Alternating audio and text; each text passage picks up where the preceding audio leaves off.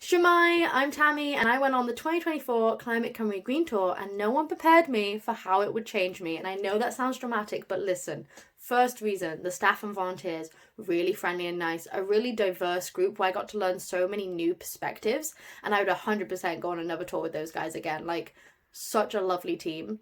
Second reason, the communities we visited. So obviously we're going to communities all across Wales, sometimes to places I've not even been to, which is nice in its own right. I get to explore new places, but even deeper than that, being able to connect with these communities across Wales who are genuinely really trying to make positive change for the climate crisis in Wales is so uplifting, because I've struggled with like depression and doomism from feeling like there's no hope and just feeling like not enough is being done.